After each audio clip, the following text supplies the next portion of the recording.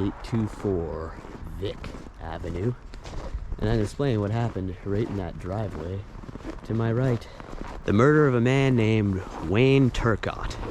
He was 21 years old, murdered in front of his wife. Now, murdered by a friend, Edward McCaffrey. These guys supposedly went way back. Yeah, just over there in that white building in the driveway. There's a lower apartment and apartment up top. Apartment up top belonged to David Meikle. Party ran out of alcohol around 2:30 a.m. so they took a little trip, Wayne and Edward, to get some pills, keep the party going, and they returned with what they referred to as bennies. This is all a very interesting situation. It wasn't until Turcotte accidentally ripped his shirt pocket while attempting to give back some of the capsules, she said. She couldn't tell if Edward had swallowed any, but the two men grappled and wrestled around the apartment, knocking over furniture until Meikle ordered Turcotte to leave. Outside, Turcotte took a claw hammer from the trunk of his car. They put truck, spelling error. The trunk of his car, went back to the apartment building where he again fought McCaffrey at the bottom of the stairs leading to Meikle's top floor apartment. And then she said she broke up the fight by telling them the police were coming. And after they left, McCaffrey got into his car and Turcotte went over and raised his boot as if to kick him in the head. And she said it's possible that he did kick him in the head. Edward had come up to to his window. She was in the passenger seat. Knocked on the window and said, "Roll down the window, I want to talk to you." Upon rolling down the window, Edward put a revolver in the window and shot him in the face. Saw David Meikle pull out a large hose and wash away some of the dark matter from the driveway before the police arrived. He was also seen dragging away the large cinder block that crushed the cranium of Wayne Turcotte.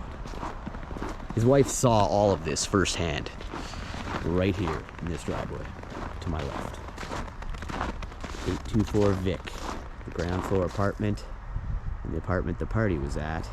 And this is the driveway where it occurred, right here.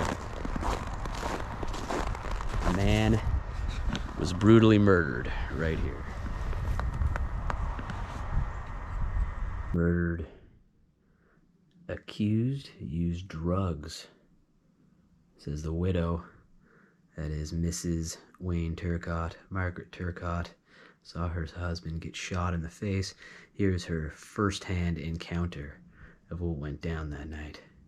Eddie came from his car and he said, "Don't run me over," as he was laughing and Wayne's car was stalling. He said he wanted to speak to Wayne, and Wayne rolled down his window and she said Eddie shot Wayne. It was about this far away, spreading her hands about a yard apart.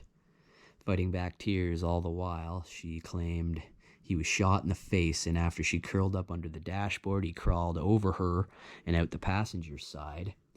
She heard smacking noises, and seconds later, Edward climbed behind the wheel, and through the windshield, she could see her wounded husband leaning against a panel truck as she watched McCaffrey drove the car into her husband, crushing him against a truck, and then ran over him again.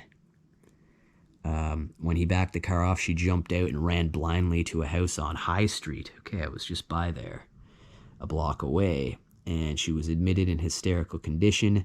Noise of the fight woke up the people, as I said, on the first floor, and Lawrence Walton and his wife, it's about 3:30 a.m. at that point, Walton witnessed the ramming of Turcotte's body with the car. His body was flung into the driveway.